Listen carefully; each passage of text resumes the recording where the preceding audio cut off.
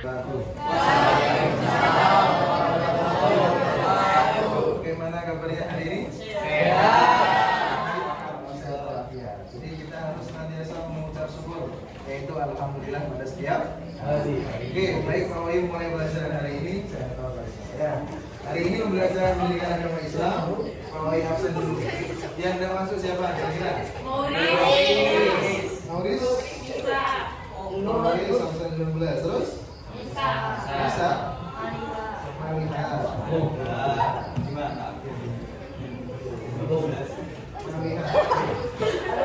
Itu sehat ya? Sehat Pak, alhamdulillah. Kejiwaan sehat?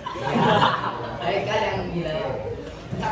Sebelum pelajaran dimulai, kalau akan tentang konsentrasi kalian sendiri, jangan ada yang berpikiran tentang kasihnya orang tuanya yang kerja harus berdoakan aja.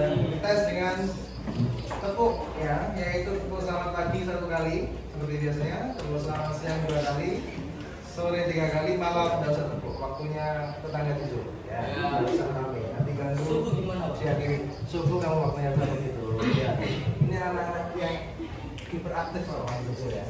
Oke, kita tes ya. Selamat pagi, selamat siang, selamat sore, selamat malam.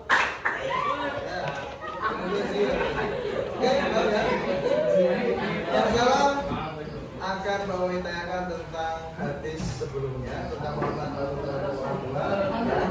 Yang pertama hadis yaitu tentang yuk lagi ya.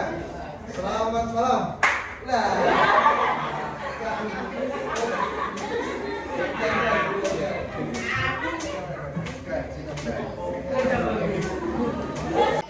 masih agak gangguan jiwa. Ya, lagi kurang konsentrasi. Sebutkan hadis tentang hormat kepada orang tua.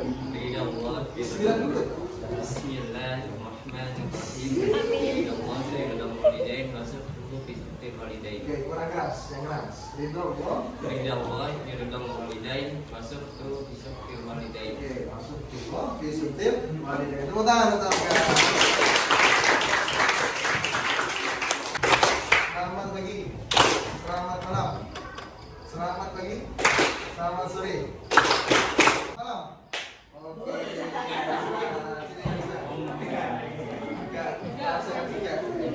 Artinya tadi garis mana? Ridho walidain walidain, masuk ridho, fisutil walidain. Artinya apa?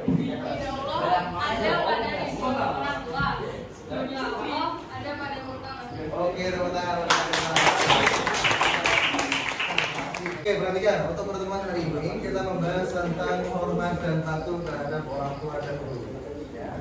Jadi hari ini kita membahas itu, ini contohnya seorang Vito sungkem kepada ibunya. Sungkem, tapi jangan mau berangkat sekolah, mau berangkat ngaji sungkem, jangan malah mau berangkat nonton jalanan, malah mau pamitan seperti ini. Ya, pasti khawatir maaf dan sebagainya.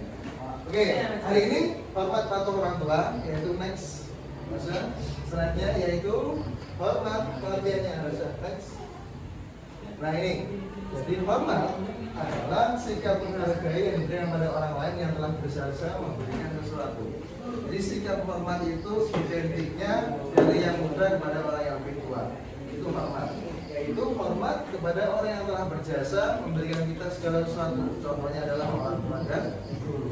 Jadi orang tua adalah orang-orang yang sangat berjasa kepada kita, yaitu mulai dari sejak lahir. Tidak mungkin maulah lahir sendiri, kemudian bersihkan sendiri, kamar mandi sendiri, tidak mungkin, karena masih baru lahir itu tidak diberikan ya jalan langsung jalan tidak mungkin, karena harus perlu belajar, yaitu mulai dari melangkah, berjalan dan sebagainya. Jadi apa yang harus kita lakukan, yaitu harus hormat dan patuh terhadap orang tua sebagai timbal balik kita. Orang tua tidak membutuhkan materi dari kita, tapi membutuhkan bagaimana sikap kita, akhlak kita kepada orang tua, yaitu berbakti dengan cara apa? Dengan cara senantiasa membantu beliau ketika membereskan pekerjaan di rumah, ya, membelikan garam di toko, jangan beli garam pulang-pulang bawa satu keranjang snack, ya, ataupun kembalian 5.000, ngakunya tinggal 2.000. Ya, tidak boleh seperti itu. Adalah salah satu bentuk durhaka atau tidak berbakti kepada orang tua. Oke. Untuk yang pertama, Pak Uhi akan memberikan tampilan video sekarang, yaitu gara-gara rumah warisan anak tega gugat ibu kandung di Aceh Utara. Jadi inilah contoh problem anak durhaka yang mana meskipun nanti kalian bisa menggali video ini bagaimana kronologinya. Nanti Pak Uhi kasih tugas kelompok, Pak Uhi bagi menjadi satu kelompok 5 orang. Ya. Beliau ini adalah seorang Fatimah. Meskipun lulusan S3, S1, S2, S3, tapi tidak menentukan akhlak seseorang. Yaitu seorang yang meskipun sekolah doktor, S3, tapi tetap tidak mempunyai akhlak yang baik kepada orang tua. Yaitu dengan menggugat ibu kandung gara-gara rumah warisan. Ini adalah contoh problem yang perlu kita kaji. Apa sebenarnya yang salah? Jadi tugasnya nanti adalah yang pertama, kalian mencari kronologinya bagaimana. Yang kedua, apa yang menyebabkan seorang Fatimah ini menjadi durhaka kepada orang tuanya. Yang ketiga, bagaimana cara mengatasi seorang anak-anak yang durhaka kepada orang tuanya. Entah itu pengetahuan agama yang harus ditingkatkan, pergaulan yang baik sama teman harus diperhatikan, dan juga pengaruh orang tuanya. Kan sekarang banyak orang tua yang menyuruh anaknya untuk sholat, untuk ke masjid, tapi ibunya malah nonton sinetron di rumah. Ya, karena seperti itu. Jadi kalian kaji, Pak Uhi bagi menjadi beberapa kelompok untuk sesuai video ini. Paham ya? Oke, perhatikan. Untuk kelompoknya tadi itu yang pertama carilah kronologinya. Bagaimana? Siapa perannya itu siapa aja? Ada Fatimah, ibu kandungnya, kakaknya dan sebagainya, itu kalian bisa mengetahui di situ. Yang kedua adalah mengetahui bagaimana penyebab anak seorang Fatimah itu durhaka pada ibunya. Yang ketiga, bagaimana cara mengatasinya anak durhaka tadi itu. Ya. Caranya bisa sesuai kelompok kalian. Ya, jadi kalian bisa bebas menggunakan mind mapping, bisa peta konsep, menggunakan Manila, bisa menggunakan aplikasi HP-nya kalian bisa menggunakan aplikasi apa? Canva. Oke, Canva bisa dan sebagainya. Waktunya adalah 1 jam pelajaran 40 menit. Setelah itu presentasi sesuai dengan kelompoknya masing-masing.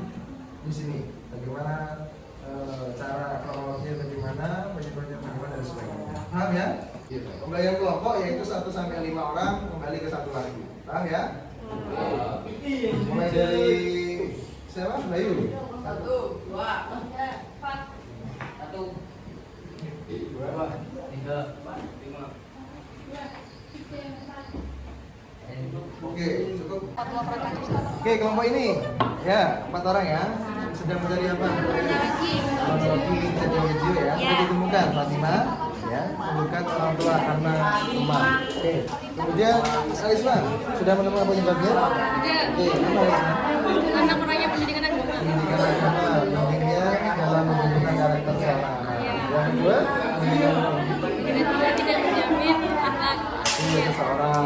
Pendidikan tinggi jadi tidak menjamin akhlak seseorang. Meskipun S3 bergelar dokter tapi tetap berani tega mengungkap itu tadi.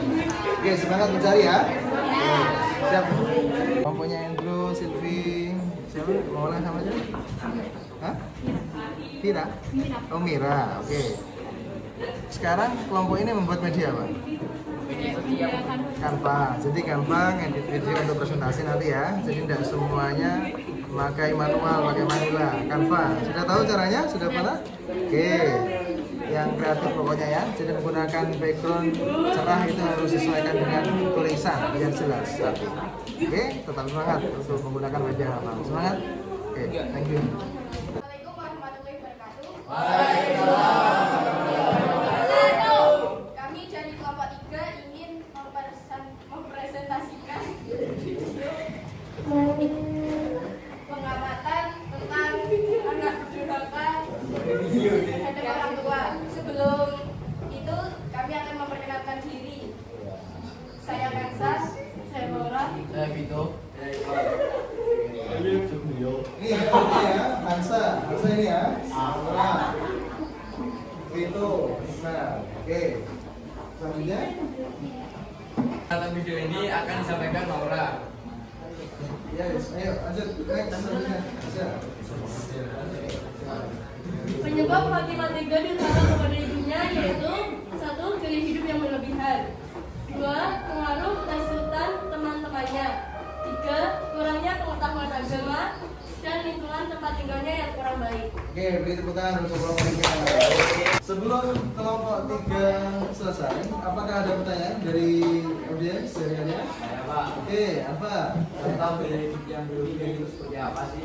Gaya hidup yang berlebihan dari Fatimah itu seperti apa? Oke, bisa disampaikan? Contohnya yaitu memaksakan gaya hidup yang berlebihan seperti arisan, Sama tante gitu ya. Terus yang kedua, selalu beli mobil mewah, mobil mewah, perhiasan berlebihan, sampai karena juga pengaruh kehasutan dari temennya, sering pamer dan sebagainya itu mempengaruhi juga. Ya.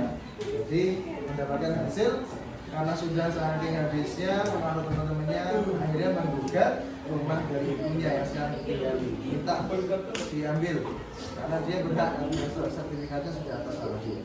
Oke, terima kasih dari kelompok 3. Oke, tepuk tangan untuk kelompok 3 ya.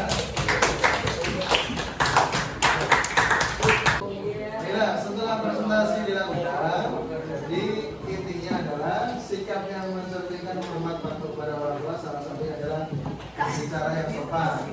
Yang kedua, tidak berlebihan suara di hadapan orang tua kita, menjaga amanah yang diberikan, sehingga dengan semua yang baik ini mendoakan orang tua, yang tadi merawat jika orang tua sudah berusia lanjut.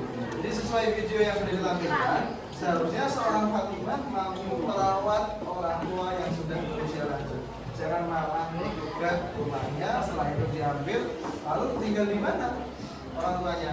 Karena sekarang ini banyak juga orang tua yang tidak sanggup diasuh oleh anak-anaknya, malah dititipkan ke panti jompo, ya, panti jompo dan sebagainya. Nah, untuk tidak ingin, ya, jangan sampai kita berbuat seperti itu.